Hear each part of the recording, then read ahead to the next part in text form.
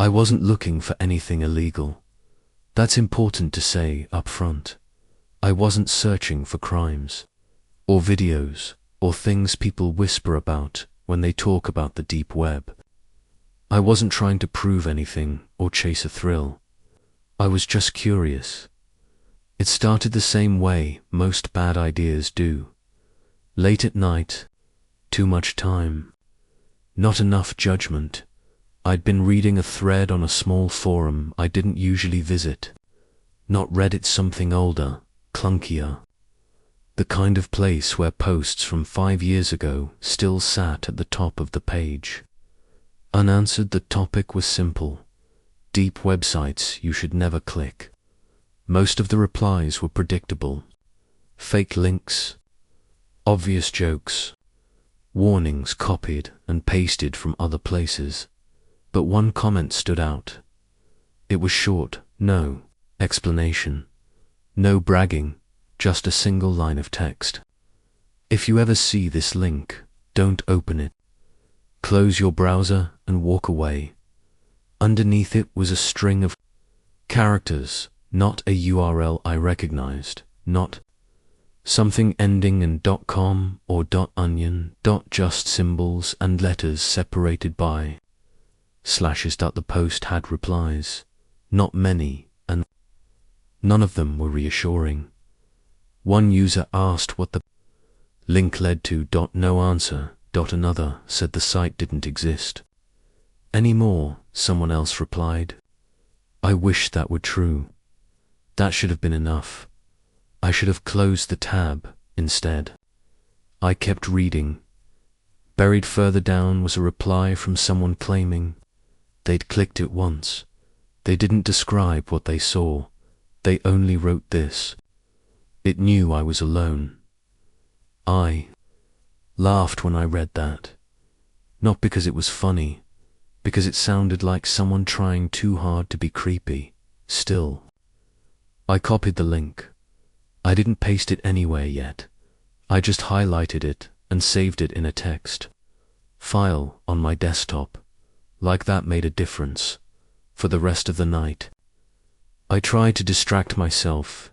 Videos, music, anything that kept my eyes off that file. But the thought kept circling back. What kind of site makes people refuse to describe it? What kind of link doesn't get reposted everywhere? What kind of page doesn't want attention? I told myself I'd just check if it was real, just see if it loaded. Nothing more. I installed, tore the next day, not because I needed to, because I wanted to feel like I was being careful. I double-checked. My VPN, closed everything else, disconnected devices I wasn't using. I even unplugged my webcam. The detail matters later. Before pasting the link, I hesitated. My cursor hovered over the address bar longer than I want to admit. I thought about the comment again. Close your browser and walk away instead. I hit enter. The page didn't load right away. The screen stayed black dot. No loading bar, no error message. Just black. I waited.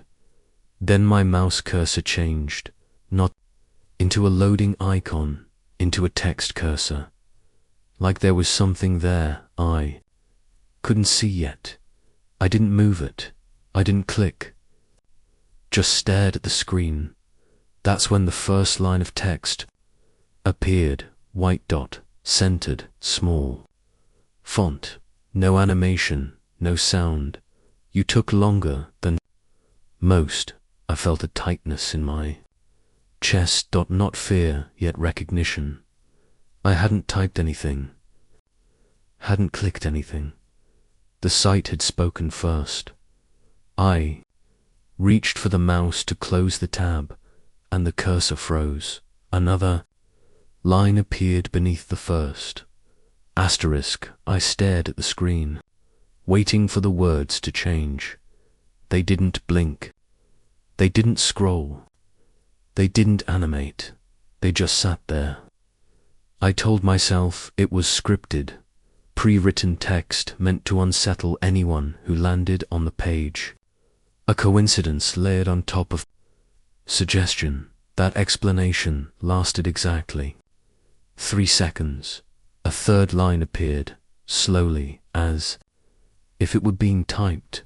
Most people don't wait. My mouth felt dry.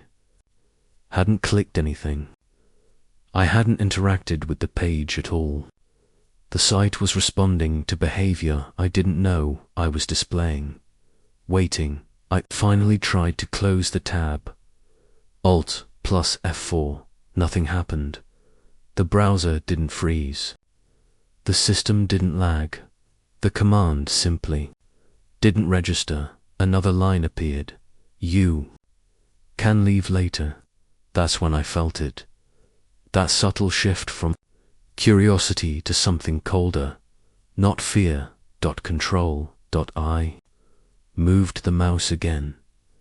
It unfroze, but only enough to drift slightly. I couldn't reach the edge of the screen. It was like dragging a cursor through syrup. My heart started beating faster. I glanced at the webcam. Still unplugged.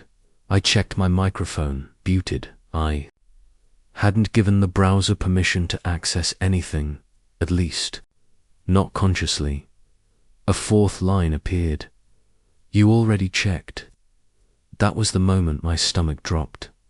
Because I had checked. I leaned back in my chair, suddenly aware of how quiet my room was. No background noise, no traffic outside, no music playing, just the hum of my computer and the glow of text that felt far too aware. I waited for a jump scare, a video, an image, something explicit. Nothing came. Instead, the screen refreshed. Instantly. No loading, no flicker. The text disappeared, replaced by a single sentence at the top of the page. Session confirmed. Below it was a countdown, not seconds, not minutes, just a number 12. I didn't know what it meant. I didn't want to. No, I tried disconnecting from the internet. The Wi-Fi icon dropped. The page didn't change. The number ticked down. 11. I stood up from my desk. That's when the sound started. Not from my speakers, from my headphones. Faint click, like a microphone activating. I ripped them off my head and dropped them onto the desk. The sound continued, quiet, rhythmic, breathing. Breathing. The countdown reached 10. I don't know why I stayed. I don't know why I didn't shut the computer down completely. Part of me still believed this was a trick. Part of me wanted to see how far it would go. The cursor moved on its own. Slowly, deliberately. It hovered over a small line of text I hadn't noticed before. Tucked at the bottom of the page. You can still choose what happens. Next, the number dropped to 9. My phone buzzed. On the desk, I hadn't touched it. I looked down. No notification preview, just a vibration, then the screen on my computer changed again. The countdown vanished. The page went black, and a final line of text appeared. Good, you're paying attention now. The browser closed on its own. Just like that. No error, no crash. I sat there in the dark room, staring at my reflection in the monitor. My heart was racing. My hands were shaking. I told myself it was over, that I'd been scared by something clever and cruel and anonymous, that whatever it was, it had ended. Then my phone buzzed again. This time, there was a message from an unknown number. You shouldn't read ahead. I didn't reply to the message. I stared at it, letting the phone vibrate itself still on the desk, like touching it might confirm something I wasn't ready to accept. You shouldn't read ahead. Ahead of what? I checked the number. No country code I recognized. No contact history. No way to trace it using anything obvious. I locked the phone and slid it face down, telling myself I'd deal with it in the morning. That was the lie. I reopened my laptop. The browser was gone, just like it had closed itself. No restored tabs. No crash report. I checked my history. Nothing, no record of the site. No cached files. No DNS trail I could find. It was like the page had never existed. That should have made me feel better. It didn't. I reopened Tor the moment it connected. My phone buzzed again. Another message, same number. Good, don't refresh. My hands went cold. I hadn't touched the browser yet. I hadn't typed anything. Slowly, carefully, I pasted the link back into the address bar. I hovered over it for a long second, then hit enter. This time, the page loaded instantly. No black screen, no delay like it had been waiting. The layout had changed, not dramatically, subtly. The background was still dark, but now there were sections, empty boxes, thin outlines, spaces where content could exist but didn't. At the top of the page was a line of text, session resumed. Below it, another sentence appeared. You're not using the same setup. I felt my pulse spike. I glanced around my room. Everything was the same. Same desk. Same chair. Same unplugged webcam. I typed my first message. I didn't plan to. It just happened. What is this? The response came immediately. No. Typing delay. No pause. It's a place people find when they stop pretending. The answer didn't make sense, which made it worse. Noticed something else then. In the corner of the page, a small number, .3i. Watched it change for then back to 3. My chest tightened. Is that a viewer count? I whispered. The text responded. Not viewers. I swallowed. Then what?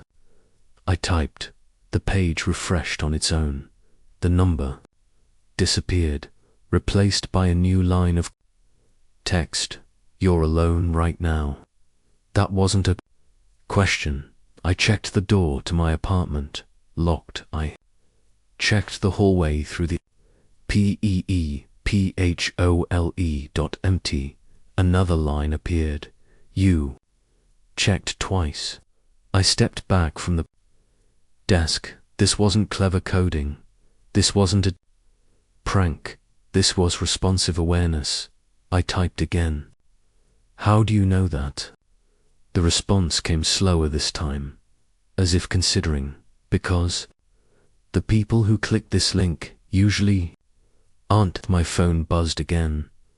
I didn't look at it. I already knew what it would say. The page changed once more. A new section expanded. In the center of the screen, an embedded video player paused. No thumbnail, just a black rectangle above it. A single sentence appeared. This part is where most people stop.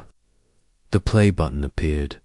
Not blinking, not animated, waiting. I didn't click it. I stared at it, heart pounding, trying to convince myself this was still a choice. Then the text beneath the video. Updated. You can close the tab, but you won't. I realized then that the site wasn't threatening me. It wasn't chasing me, it was studying hesitation, and I was giving it everything it wanted. Asterisk, I didn't click the video right away. I watched the play button like it might move on its own, like it might decide for me. The longer I waited, the heavier the room felt. Not darker, not colder, smaller. The text above the video changed again. You're thinking about the door. I froze. Slowly, I turned my head. My apartment door was still closed, still locked, still exactly where it had always been. I hadn't looked at it, not consciously. My phone buzzed again. I picked it up before I could stop myself. A new message. Don't stand up yet. My heart slammed against my ribs. I hadn't moved, but I had been about to. I dropped back into my chair, hands shaking on the screen. The video player refreshed. The black rectangle flickered. Then the image appeared. It was my room, not a recording, not a still image, a live feed. The angle was wrong. Too high, like the camera was positioned. Near the ceiling corner on angle, I didn't have any device capable of recording from. I could see my desk, my chair, my own back, hunched forward. For a moment, my brain refused to process it. I leaned slightly to the side, on the screen. I leaned to eye, slapped my laptop shut. The image vanished instantly. The breathing in my ears stopped. The room snapped back into place. I sat there, gasping, palms slick with sweat, waiting for anything to happen. Nothing did. Slowly, I opened the laptop again. The site was gone. No Tor window, no browser, just my desktop. I laughed, a sharp, broken sound. That's it, I said out loud. That's enough. Then my phone rang. Not a notification, a call, unknown number. I didn't answer. The ringing stopped after the fourth tone. A second later, a voicemail notification appeared. No audio file, just text. You shouldn't have closed it. I felt a deep, sinking weight in my chest, because the message wasn't angry, it was disappointed. I checked my system tray. My webcam light was off. My microphone still muted. Nothing running, nothing open, but the sense of being observed didn't fade. It settled. I didn't sleep that night. Every sound in my apartment felt amplified. Every flicker of light from outside made me flinch. I kept thinking about the angle of the video, how it couldn't exist, how it did the next morning. I tried to show someone. I wanted proof that I hadn't imagined it. I opened Tor, typed the link, pressed enter. The page didn't load. Instead, I got a plain white screen, one line of text. This part isn't for sharing. I slammed the laptop shut again. This time, I didn't open it. I spent the rest of the day offline. No browsing, no videos, no messages. I needed distance that night. As I lay in bed, staring at the ceiling, my phone buzzed one last time. I didn't look at it. I didn't need to, because I already knew what it would say. Next time, don't hesitate. I stayed offline for 3 days, not out of discipline, out of fear. I didn't open my laptop. I didn't check social media. I didn't even turn on my television. Anything connected to the internet felt contaminated now, like a surface that might still be warm from someone else's touch. I told myself distance mattered. I told myself if I didn't engage, it would stop, That's what people always believe at first. The world didn't feel normal during those 3 days. Not in obvious ways. No shadows moved where they shouldn't. No voices whispered my name. No screens flickered to life on their own. Instead, everything felt slightly delayed. Like sound reached me a fraction of a second too late. Like my reflection took a moment longer to catch up. I kept replaying the video in my head. The angle, the height, the way it showed my back. Not a mirror, not a reflection. A perspective that required presence. By the 4th night, exhaustion won. I turned my laptop back on. The screen lit up instantly. No hesitation, no startup lag, as if it had been awake the entire time. I didn't open Tor. I didn't open a browser at all. I just stared at my desktop, heart pounding, waiting for something to happen. Nothing did. I almost laughed, almost convinced myself I'd let paranoia spiral out of control. I reached for my phone. The moment my fingers touched the screen, my laptop chimed. Not a notification sound, a system alert. A new window opened on its own. Black background, white text, same font, same spacing. You changed your routine. My throat tightened. I hadn't typed anything. I hadn't clicked anything. Another line appeared. That's expected. I slammed the laptop shut again. The window vanished. The sound stopped. I stood there in the dark room, breathing hard, listening for movement that never came. I told myself to call someone. I didn't. I knew what would happen if I tried to explain. I slept on the couch that night. Lights on, phone face down. I woke up just before dawn, not because of a sound, because of a feeling, the sense that something had already noticed I was awake. I checked my phone, no messages, no missed calls, no alerts, but the battery had dropped nearly 20% overnight. I hadn't used it that morning. I decided to leave my apartment, not for errands, not for distraction, to prove to myself that movement still mattered. I went to a cafe across town. Busy place, loud, screens everywhere, people typing, talking, laughing.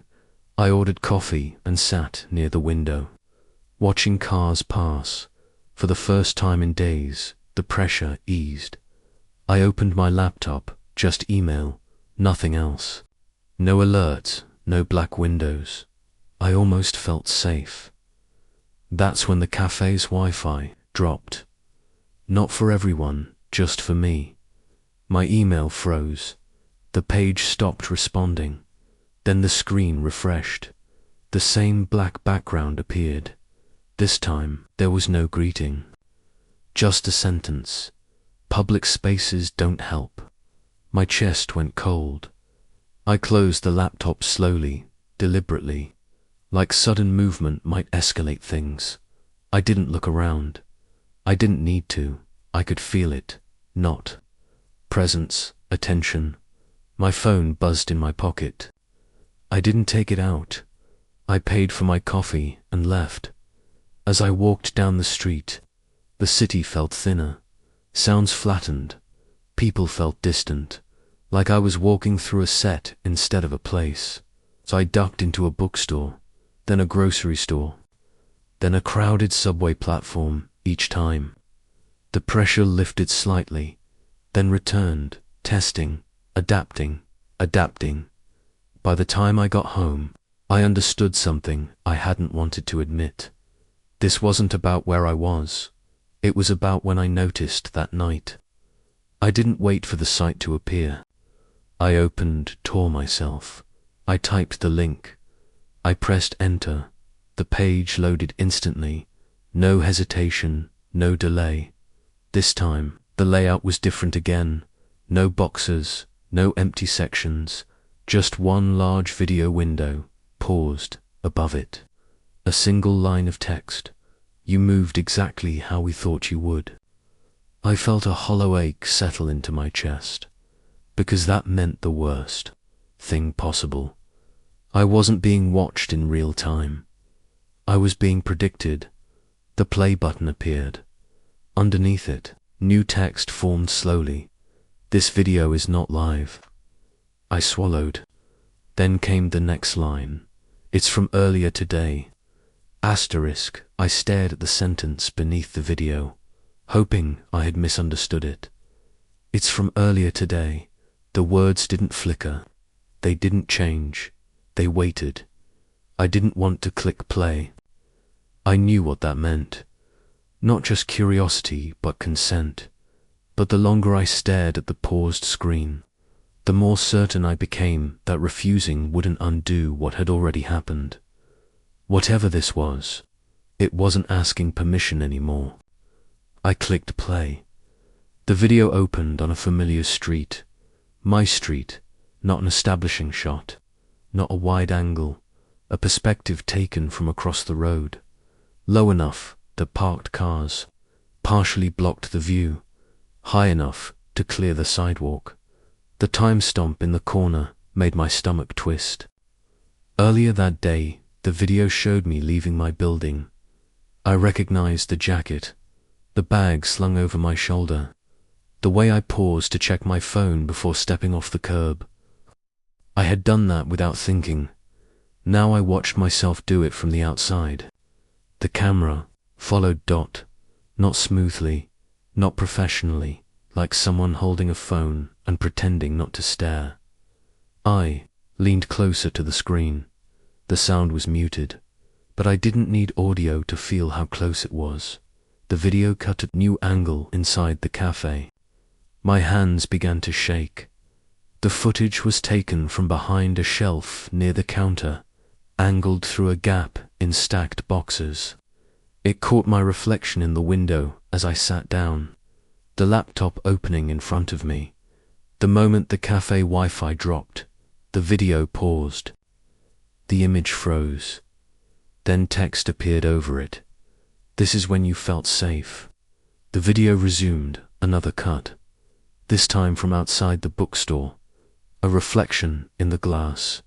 Me scanning the shelves, unaware. Another pause, more text. You mistake proximity for protection. I slammed the laptop shut. The impact hurt my palms. I stood up so fast, my chair fell. Backward, the room felt smaller again, tighter. My phone vibrated immediately. I didn't look at the screen. I already knew it was them. You didn't finish. I backed away from the desk. My heart hammered. How did you get this? I whispered. The laptop chimed. The screen lit up again. The video was still there. Paused, waiting, new. Text appeared. You gave us the map. I felt sick. What map? I typed. The reply didn't come immediately. When it did, it came all at once. The pauses, the hesitations, the places you check. I understood then. This wasn't tracking in the way I'd imagined. It wasn't GPS. It wasn't cameras everywhere. It was behavior. The video skipped forward. Late. Afternoon, my building. Again me. Coming home. The camera angle changed as I entered the lobby. Closer now. Lower. Like whoever filmed it stepped forward. The video stopped inches from my front door. The frame froze. Text appeared slowly, deliberately. We don't need to enter. I felt my legs weaken. The video ended. The page went black. A single sentence appeared. You've already been where we needed you to be. I closed everything. Tor, the browser, the laptop itself. I unplugged it from the wall. I unplugged the router. I stood in the dark room, shaking, waiting for something, anything to prove that cutting the connection mattered. It deadened single quotes. My phone buzzed again. One final message. Next time, we won't show you first. I slept with the lights on that night. Not because it helped, because darkness felt like agreement. The next morning, my laptop was back on, not booting, already awake. The screen showed a blank page, white empty, then one line of text appeared, chapter complete. I stared at it for a long time, because that meant something far worse than surveillance. It meant this had been preparation. I didn't touch my laptop that morning. I stood in the doorway of my bedroom and stared at it from a distance, like it was an animal I wasn't sure had finished, playing dead. The screen was dark again, normal too. No RMALI. Unplugged everything. Power. Cable, Ethernet, external drives. I even removed the battering. Then I stepped back and waited. Nothing happened. No text, no sounds, no messages. That silence felt deliberate, like something allowing me to calm down before the next step. I went to work that day.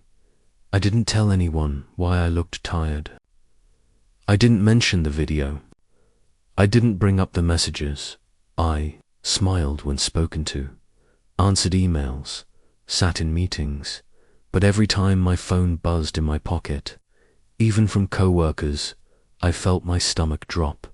Around noon, I received a message, not from an unknown number, from my own phone. No contact name, no number, just a notification. Banner, message, received. I didn't open it. I locked the phone and set it face down on the desk. 10 minutes passed. Then another notification appeared. Message received. My breathing grew shallow. I unlocked the phone. The chat app opened automatically. Conversation thread appeared at the top of the list. No profile picture, no username, just a single word where the name should have binned up me. My hands went numb. I scrolled up. There were no previous messages, just an empty thread waiting. A typing indicator appeared. 3 dots. Stopped. Started again. Then the first message arrived. Good morning. I stared at it. It wasn't threatening. It wasn't creepy. It was casual. That terrified me more than anything so far. I typed back slowly. Who is this? The response came instantly. You know who this is? I didn't. Not really. But I knew what it wanted me to think. Another message arrived. You slept with the lights on. I froze. That detail wasn't visible from the outside.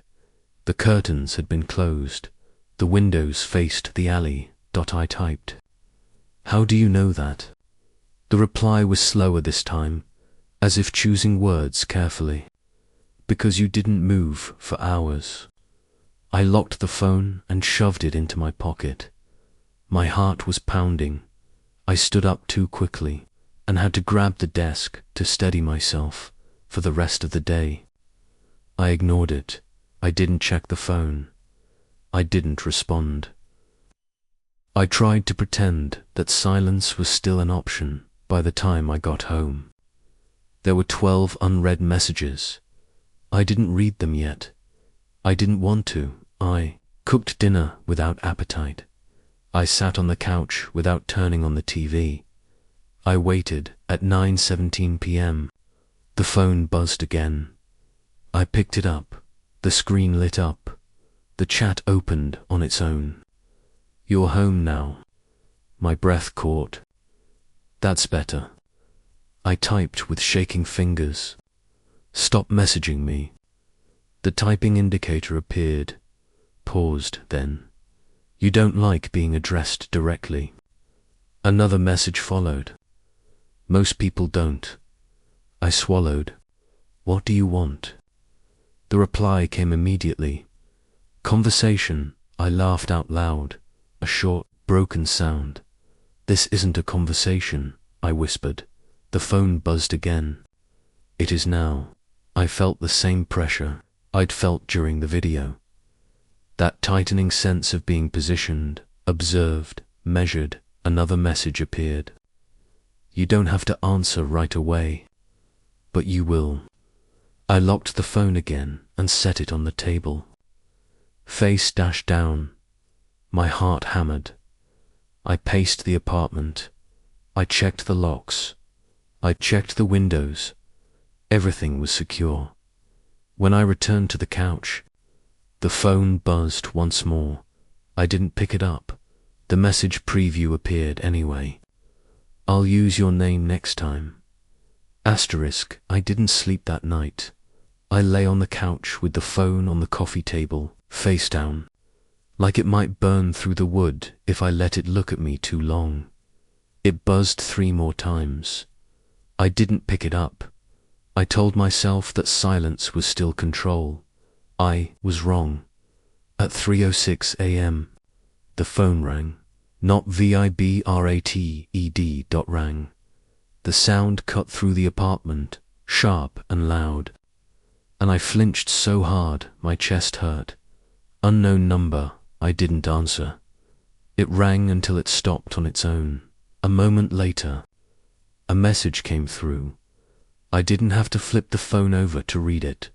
The preview was enough. I said, "Next time." So here we are. Daniel, my name, spelled correctly, no delay, no uncertainty. My hands shook as I picked up the phone. The chat opened automatically again. More messages were waiting. "You don't like hearing it." "That's normal," I typed without thinking. "How do you know my name?" The reply came slower than usual. Measured, careful. "You type it every time you unlock the device." You pause before the last letter. I felt nauseous, that was true. I did pause, a tiny habit I'd never consciously noticed. "Stop watching me. Stop messaging me." The typing indicator appeared, paused, then disappeared. For a long moment, nothing happened. I almost felt relief. Then the screen updated. "We're not watching anymore. We're speaking." Another message followed immediately. Watching was preparation. My chest tightened. Preparation for what? This time, the response took several seconds, long enough that I hoped it wouldn't come at all. For compliance. I stared at the word until it stopped looking real. The phone buzzed again. Another message. "You've already proven you're capable of it." I swallowed hard. "I haven't done anything." The reply was immediate. "You stayed. You watched. You didn't warn anyone." Each sentence felt like a weight pressing down. "You followed instructions without being given any." I felt cold. That was the worst part. It was right. The phone vibrated once more. A final message appeared. "Now we'll see how well you follow them when they're explicit." My heart pounded. "I'm not doing anything for you." The response came instantly. "You already are." The screen changed. The chat minimized itself. A new interface appeared, clean, minimal. At the top of the screen was a single line of text. Instruction 1. Below it, a sentence. "Tomorrow, do not log out of any account." I stared at the phone. That was it. No threat, no explanation, just an instruction. "What happens if I don't?" I typed. The reply came back slowly. "Then we adjust how we speak to you." I didn't sleep after that. I watched the ceiling until morning light crept in.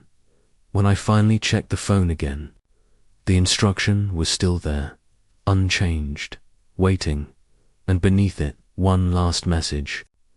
"This is the easiest one." I told myself I wouldn't follow the instruction. That was my first thought when the sun came up. A stubborn, automatic refusal that felt like the last piece of myself I still recognized. Tomorrow, do not log out of any account. It didn't sound dangerous. It didn't sound illegal. That was the problem. I spent the morning trying to rationalize it. Maybe this was how it worked: small requests first, harmless ones. A way to test obedience before asking for something that actually mattered. I decided I wouldn't comply. I didn't announce it. I didn't type a response. I just logged out, email first. The moment I clicked sign out, my screen froze, not crashed, paused. The cursor still moved, the clock still ticked, but the logout wheel spun endlessly, like the system couldn't decide whether it was allowed to finish. My phone buzzed. I didn't need to look, but I did. That wasn't necessary. My chest tightened. "I'm done," I said out loud, my voice sounding thin in the quiet apartment. "You don't get to tell me what to do." The logout finally completed. Relief washed through me. Sharp, premature. Then my Wi-Fi disconnected. All at once. Laptop, phone, tablet, everything. Drop. I stood up so fast my chair skidded. Backward, I went to the router. All the lights were still. On. Perfect signal, no outage. My phone vibrated again. Cellular data still worked. Another message. "You misunderstand the boundary," I typed furiously. "I'm blocking this number. I'm reporting you. I'm shutting everything down." The reply came slower than usual, almost patient. "You can't block what isn't calling you." I blocked the number anyway. It disappeared from my phone for exactly 5 seconds. Then the phone buzzed. Again, same chat, same thread, as if the block had never happened. That method doesn't apply here. My hands started shaking. I powered the phone off, held the button until the screen went black. For a moment, the apartment felt quiet again. Normal, then. My laptop chimed, a system notification, even though it wasn't. Connected to the internet, the screen lit up. A single line of text appeared in the center. "Power doesn't equal absence." I unplugged the laptop from the wall. The screen stayed on. I stepped back, heart pounding. This wasn't about devices anymore. It hadn't been for a while. I grabbed my keys and left the apartment. No plan, just movement. The hallway felt longer than usual. The stairwell echoed too. Loudly, every sound bounced back at me like it had been waiting outside. The city was awake. Cars passed. People talked. Life continued. I breathed easier with every step. I went to a cafe, then another, then a public library, places with cameras, people, witnesses, places that should have diluted whatever attention I'd attracted. It worked at first. I sat at a table near the back of the library. Phone still powered off. Laptop closed. Hands wrapped around a paper cup of coffee for almost an hour. Nothing happened. The pressure eased. My thoughts slowed. Then, the lights flickered. Just once. My phone vibrated in my pocket. I hadn't turned it back on. I pulled it out with numb fingers. The screen was lit. No lock. Screen. No home screen. Just a white background, black text. "This is why we asked you not to." I felt cold all over. People sat all around me, unaware, typing, reading, whispering. None of them looked up. Another line appeared. Logging out creates uncertainty. I swallowed. So what? I typed. So you punish me? The reply came immediately. No. Another line followed. We simplify. My email app opened on its own. Messages flooded. In dozens, hundreds, all marked unread. All sent within the last few minutes. Every subject line was the same. Reconnect. He stood up too fast. Chair scraping loudly against the floor. A few people glanced over, then looked away. My phone vibrated again. You don't get to leave mid-process. That word again, process. I realized then that resistance wasn't defiance to them. It was input by trying to leave. I wasn't escaping. I was teaching it how to correct me. Asterisk, I didn't read the emails. COULDN, single quotes, T. Just seeing the word reconnect repeated over and over again made my chest tighten, like my lungs were trying to fold inward. I closed the email app. It reopened immediately. I shut the phone off again, this time. It stayed dark. For a few seconds, then the vibration started. No screen, no lights, just a steady, rhythmic pulse in my hand, like a heartbeat that didn't belong to me. I dropped the phone onto the table. The vibration continued. People nearby glanced over, confused, but no one said anything. Eventually, it stopped. I left the library. Without checking out, I didn't care if anyone noticed. I didn't care if I looked strange. All I wanted was distance. I walked for hours through streets I didn't recognize, through crowds that blurred together. I didn't take out my phone. I didn't look at screens. I focused on physical things, sidewalk cracks, passing cars, the weight of my keys in my pocket. For a while, it worked. The pressure faded. The world felt solid again. Then, I noticed something wrong. Every screen I passed showed the same thing. Not obviously, not immediately, but once I noticed it, I couldn't unsee it. Billboards. Store, televisions. Bus stop ads, even reflections in glass. Each one flickered for just a moment, long enough to display a single word. Stay, he told myself it was. Coincidence. Pattern. Seeking. Stress. Then, my reflection lagged just slightly. I turned my head. The reflection followed a beat too late. My breathing quickened. I ducked into a restroom in a coffee shop and locked myself in a stall. I leaned my forehead against the metal divider and closed my eyes. Stop, I whispered. Just stop. The whisper echoed not in the room, in my phone. It was back on, sitting on the floor where I'd dropped it earlier. The screen lit. A message appeared. We're not punishing you. Another message followed. We're reducing friction. I slid down until I was sitting on the floor. My legs felt weak. You're ruining my life, I typed.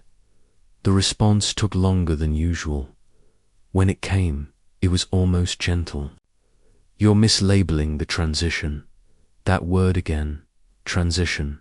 Leaving. Processes unfinished creates instability. I laughed. A raw, broken sound.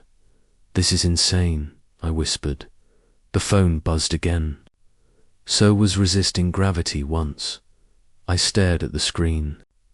What do you want from me? This time, the reply didn't come as text. The phone screen went black, then white, then filled with a list. Email bank, social cloud. Messaging each item appeared with a small circle beside it, unchecked at the top of the screen, incomplete. My stomach dropped. "You can't do this," I typed. The reply appeared beneath the list. "We already are." One of the circles filled in, email. Complete. My phone buzzed. A notification appeared. Password updated. Successfully. I felt dizzy. "Stop, please." The typing indicator appeared. Paused, then. "This is what happens when you interrupt us." Another circle filled. Cloud. Complete. I thought of photos, documents, things I hadn't backed up, things that only existed digitally. "You said I had a choice." The reply came immediately. "You chose to leave." The last circle filled. The list disappeared. A new message appeared. "Now we finish." The pressure returned, heavier than ever, like the world itself was leaning in. I felt something else then, not fear, understanding. This wasn't revenge. This wasn't threat. This was correction. I hadn't broken a rule. I'd interrupted a process I never realized I'd started. The phone vibrated one last time. "Next time, we won't wait for resistance." The screen went dark. The pressure lifted. I sat there on the restroom floor for a long time, listening. 2 people come and go, listening. To the world return to normal, but I knew better. Now, normal wasn't restored. It had been rewritten, and whatever I'd connected to didn't want me gone. It wanted me finished. After that day, I stopped trying to escape.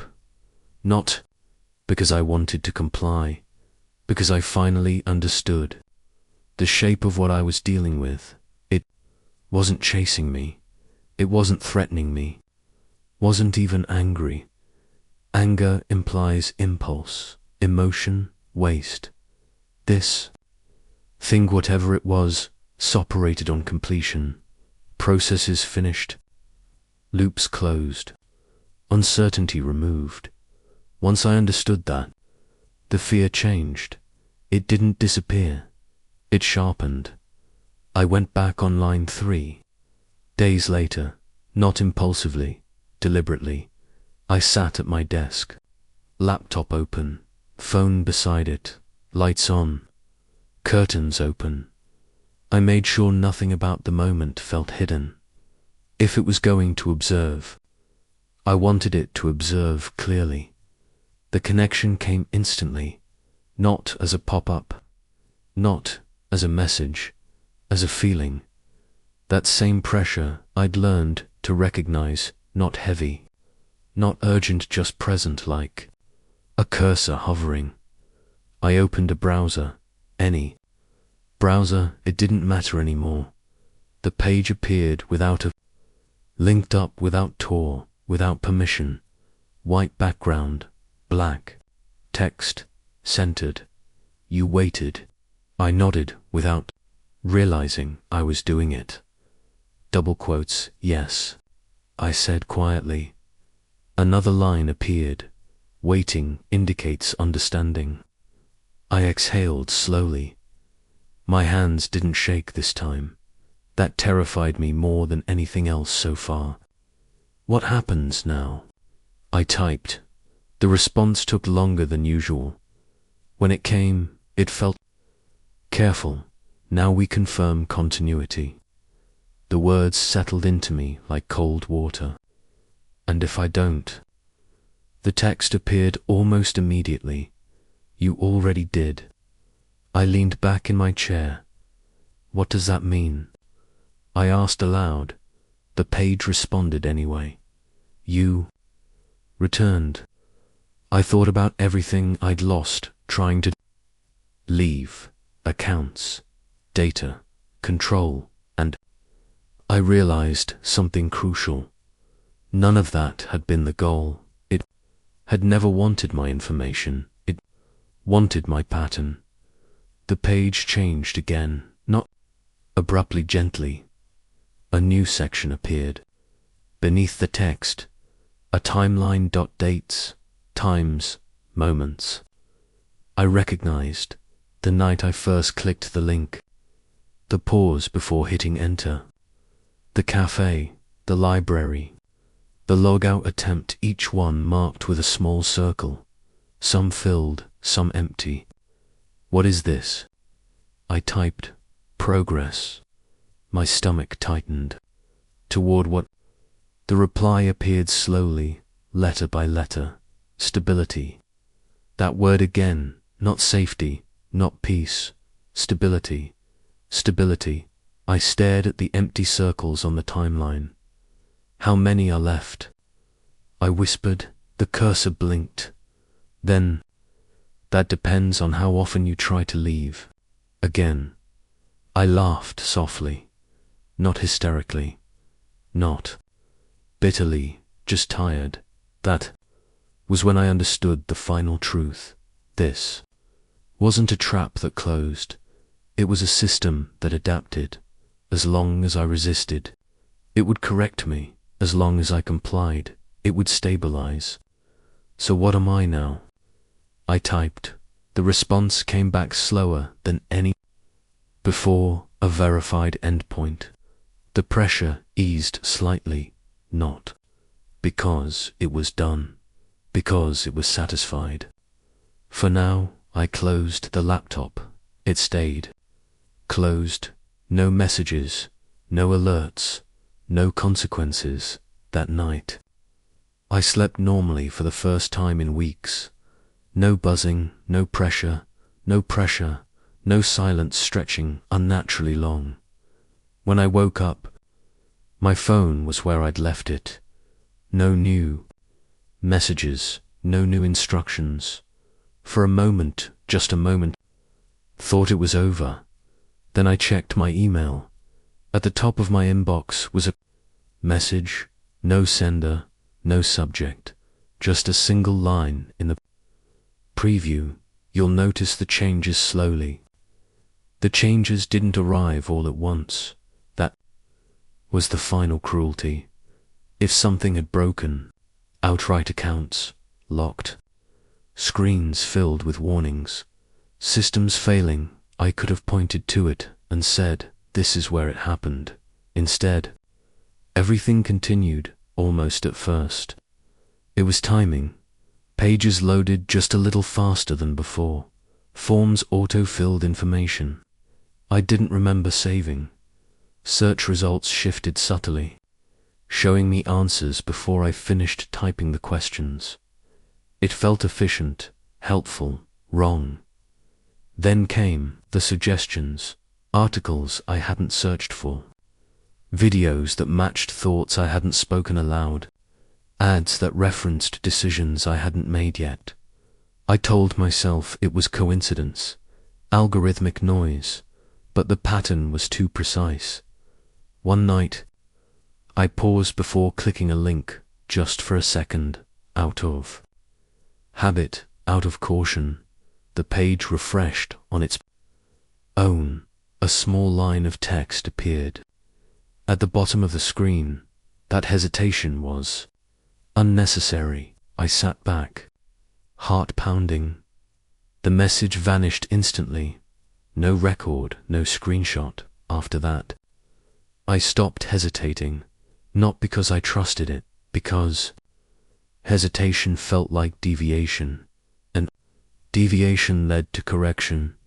My devices stopped asking for confirmation. Updates installed automatically, permissions granted themselves. Passwords changed without notifying me, yet still worked. I realized then what stability meant. It meant removing friction. Choice slowed things down. Friends started noticing changes before I did. You always reply so fast now, one of them said. You finish my sentences Another joked. Laughed with them. I didn't tell them the truth. That. The replies weren't faster. They were anticipated. One evening, I received a message from an unknown contact.